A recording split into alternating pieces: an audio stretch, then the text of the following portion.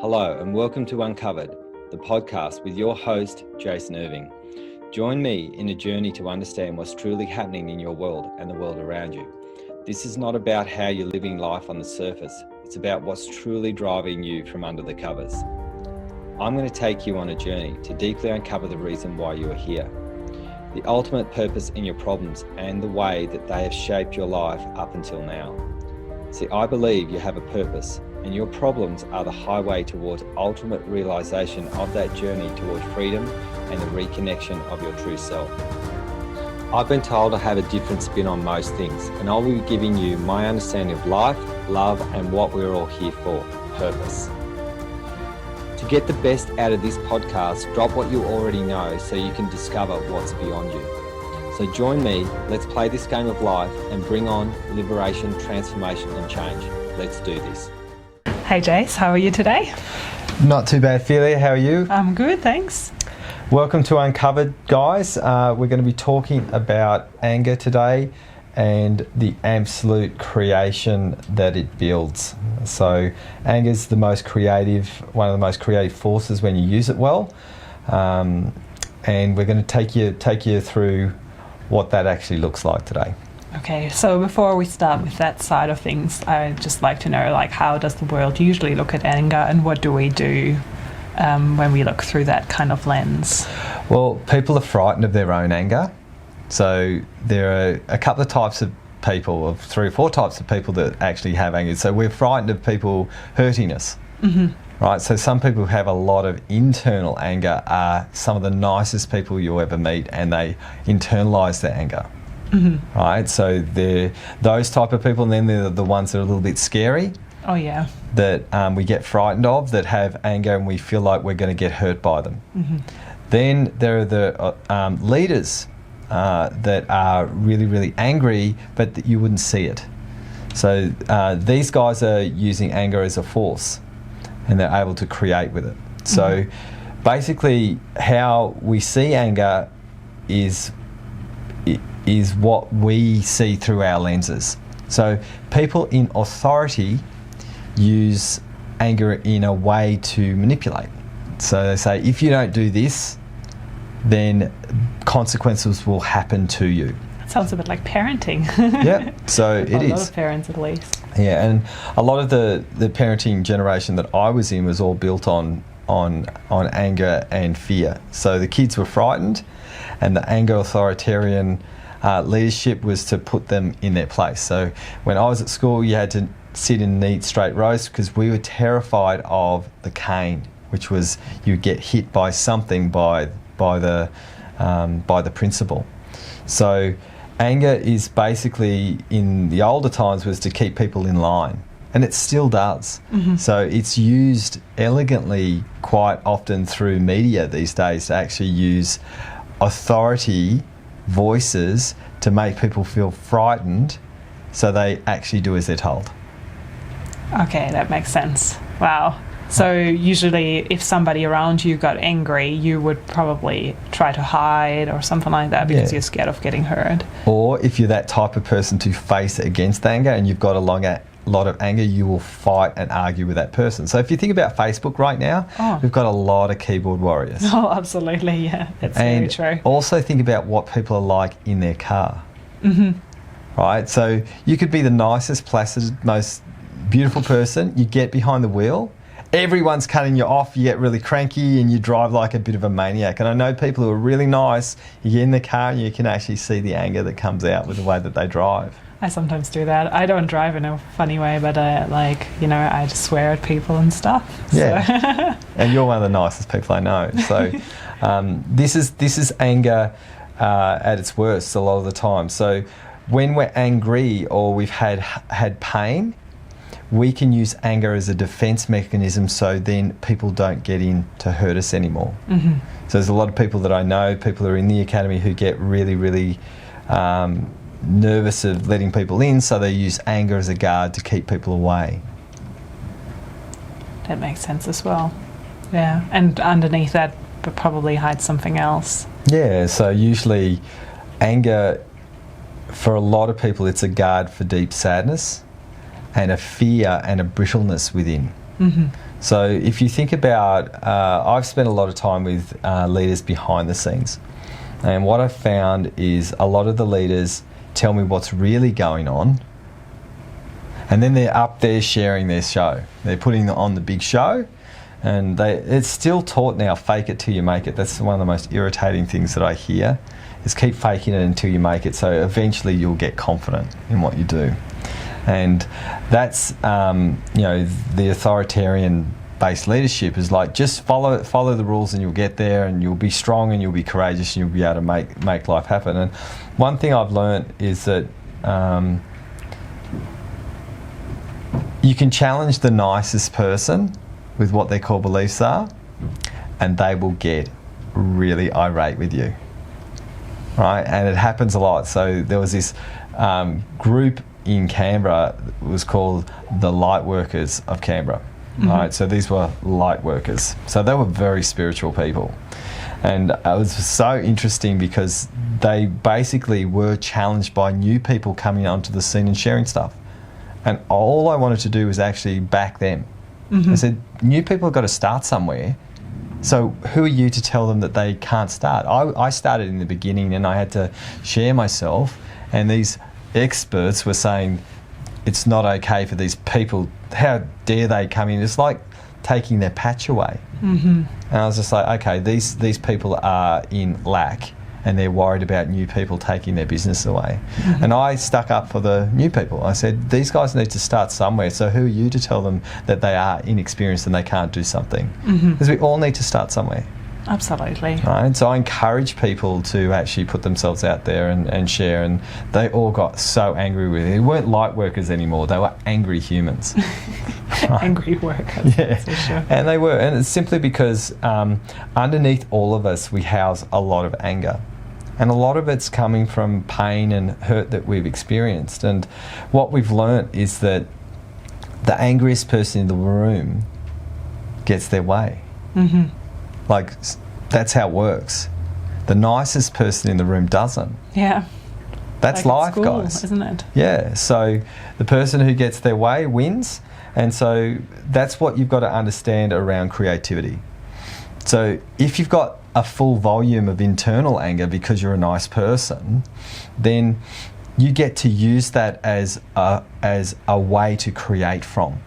So that's how you look at anger, is it? Yeah. So. And so there's a guy in the coaching industry who's really amazing. I won't mention his name. That he basically asked the question, what is the one emotion that all the highest level entrepreneurs own? And my straight up answer was anger. And he said yes. And he's sold millions and millions of dollars worth of courses. And he understood, because the reason why people make decisions quite often is they're frightened. So fear always gets manipulated by anger. Right? So anger can be really confident, can be a guise for confidence. And so the most creative person is the most confident sharing their stuff, and they use the anger as their backbone, so they become magnetic. And people who are frightened of not having the life that they want, they will buy from that highly creative, angry person. Not that they're angry, they've just got this amazing quality to them. So it's magnetic when it's actually directed appropriately. So there's a couple of people in the academy who have had huge anger issues in the academy, and I've shown them how to direct their life. And one guy, his name's Chris, is actually he's been on one of the podcasts already, and we've worked with his anger to create his business, and now he's booked out solidly as a therapist 4 to 6 weeks in advance, simply because we placed his anger in the right place. That's amazing. So that's really interesting to see how differently this is used, really, and also as a tool for creativity. It is. Rather than, intimidating people or something like that. So how do you what do you do when your anger comes up? When my anger comes up, I just go and place it where I want to be, where I want it to be. And I use it for creativity. So I get frustrated with myself, I have enough of myself. I very rarely get angry at people. The thing that makes me angry the most in society is people sharing stuff when they actually have no clue what they're sharing, what they're doing. And I look and I go, oh my God, they're just sharing all this fluffy stuff and they don't know the reason. Especially in personal development. Like, there's a lot of light on information. A lot of the people, because I've seen them behind the scenes, I go, they're not living any of the things that they're talking about. So how can they get up and say, this is how it is so confidently? And they're all so pushy. I'm like, but you're not living any of that. So how do you even know it actually works? So what I do is I go, okay, how can I use that anger, which is empowerment at its best, to move according to the integrity that sits within me? So the first thing you have to be is know how to be integral.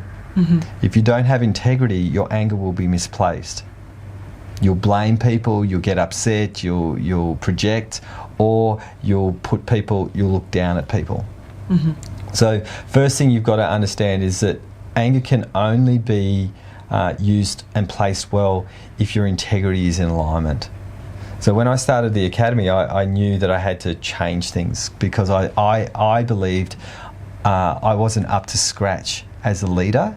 So I had to make a whole lot of modifications in the way that I was approaching so I could look at my integrity levels where I was falling down and make sure that I would be able to, if someone was going to have a go at me for something, they would be having a go at air. Right? And so I had to start changing things. So then when I step forward and do the things that I want to do, if someone throws mud in my face, they're actually throwing mud in their own.